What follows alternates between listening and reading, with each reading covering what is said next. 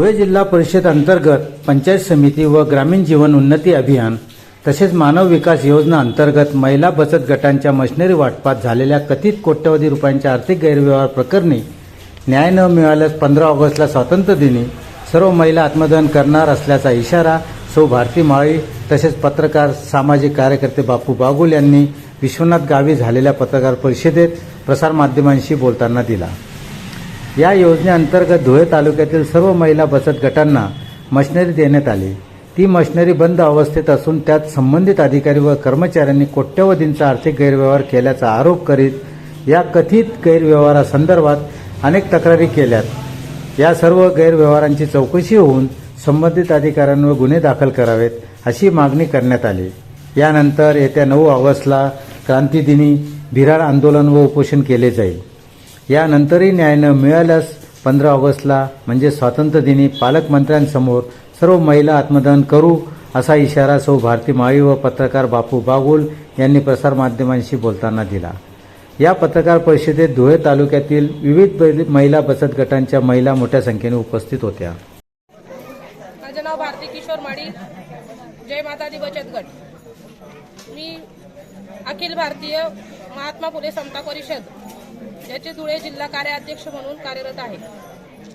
आज विश्वनाथ गावामध्ये जी press conference घेण्याचा उद्देश आहे तो म्हणजे इथं जागेवर ज्या मशिनरी आहेत ते बघून आणि आमच्या ज्या सगळ्या माया भगिनी ज्या आहेत यांच्या सगळ्यांच्या न्यायासाठी आज आपण इथं प्रेस कॉन्फरन्स घेतलेली आहे। आमच्या मागण्या आहेत, जे दोषी अधिकारी आहेत त्यांच्या चौकशी व्हावी, चौकशी होऊन त्यांच्यावर गुन्हे सिद्ध झाले तर त्यांच्यावर गुन्हे दाखल करा आणि आमच्या ज्या काही मागण्या आहेत त्या आम्ही प्रेस नोटमध्ये दिलेल्याच आहेत। 9 ऑगस्ट क्रांतिकारी दिवस या दिवशी आम्ही सगळ्या महिला एवढ्या संख्येने, ही एका गावाची संख्या आहे, असे आम्ही सगळ्या जेवढ्या महिला आहोत तेवढ्या गावातून सगळ्या महिला येऊन रस्त्यावर उतरणार आहोत आणि 9 ऑगस्ट रोजी आम्ही बिऱ्हाड आंदोलनाला सुरुवात करू आणि तिथून अमरण उपोषणाला पण सुरुवात करू। जर 15 ऑगस्ट पर्यंत आम्हाला न्याय मिळालाच नाही तर 15 ऑगस्ट ह्या दिवशी आम्ही आत्मदहन करू जर न्याय मिळालाच नाही तर। जिल्हा परिषद अंतर्गत पंचायत समिती आणि ग्रामीण जीवन उन्नती अभियान उमेदच्या माध्यमातून ज्या मशिनरी वाटप झालेल्या होत्या त्या संदर्भामध्ये आज आम्ही विश्वनाथ या गावी या ठिकाणी सर्व पत्रकारांना घेऊन आणि ज्यांच्यावर अन्याय झालेला आहे त्या माझ्या संपूर्ण आया बहिणी या ठिकाणी आम्ही पत्रकार परिषद घेतलेली आहे। या ठिकाणी महाराष्ट्र शासनाला सांगायचं आम्हाला एवढंच आहे की उमेदच्या माध्यमातून मानव विकासच्या माध्यमातून ज्या मशिनरी दिलेल्या आहेत त्या मशिनरीची किंमत होती 6,30,000 रुपये।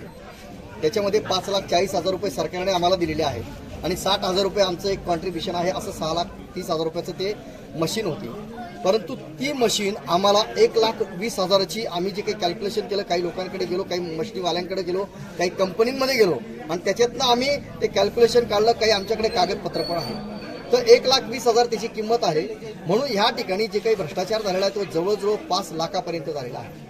हे जे काही या ठिकाणी अफार करणारे जे काही अधिकारी आहेत त्याच्यामध्ये उद्धव धारणे, लोकेश सोनवणे, हेमंत गवते, ईश्वर पाटील, वर्षा हिरे, पराग विस्फुते, ज्योती पगारे या सर्वांच्या संगनमताने हा भ्रष्टाचार झालेला आहे। आम्ही या ठिकाणी आंदोलन करणार आहोत 9 ऑगस्ट, कारण की शहर पोलीस स्टेशनच्या पीआयने आम्हाला सांगितलेलं आहे की आम्ही यांच्यावर गुन्हे दाखल करू, परंतु अजून आम्हाला त्यांच्याकडनं कुठल्याही प्रकारची शाश्वती आली नाही किंवा गुन्हे दाखल होण्याचं कुठल्याही प्रकारचं पत्र आलं नसल्यामुळे आम्हाला नाईलाजाने 9 ऑगस्ट ह्या दिवशी, क्रांती दिवशी आम्ही धुळ्याला आंदोलन करणार आहोत, बिऱ्हाड आंदोलन करणार आहोत। जोपर्यंत आम्हाला न्याय मिळणार नाही, या माझ्या आया बहिणींना न्याय मिळणार नाही, तोपर्यंत आमची आंदोलनाची भूमिका असेल। आमचं यामध्ये सर्वात महत्त्वाचं असं मत आहे, या सर्वांनी ज्या पद्धतीने भ्रष्टाचार केलेला आहे याच्यावर कोणाचा हात आहे का?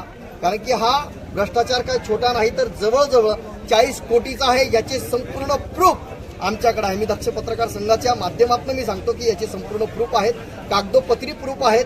म्हणून ते कागदोपत्री प्रूफ जेव्हा जेव्हा कलेक्टरांना, एसपींना किंवा वरच्या अधिकाऱ्यांना लागतील तेव्हा ते प्रूफ आम्ही या ठिकाणी देणार आहोत। आता याच्यानंतर ज्या मशिनरी आहेत त्या मशिनरी कशा पद्धतीच्या आहेत याच्यासाठीच आम्ही या ठिकाणी विश्वनाथला आम्ही प्रेस कॉन्फरन्स घेतलेली आहे। या ठिकाणी 36 युनिट जे आहेत ते 36 युनिटमध्ये कोण काय सांगते याच्याशी आम्हाला काही घेणं देणं नाही। त्या बहिणींवर पण अत्याचार झालेला आहे, तर प्रत्येक युनिट चालू आहे किंवा बंद आहे ते देखील तपासण्यात यावं आणि याच्यामध्ये जे दोषी अधिकारी असतील त्यांच्यावर गुन्हे दाखल करण्यात यावे। त्याच पद्धतीने याच्या माध्यमातून त्यांनी जी काही प्रॉपर्टी जमा केलेली ती प्रॉपर्टी जमा करावी, शासनाला ती जमा करावी आणि यांच्यावर गुन्हे दाखल करावे, हीच आमची मागणी आहे।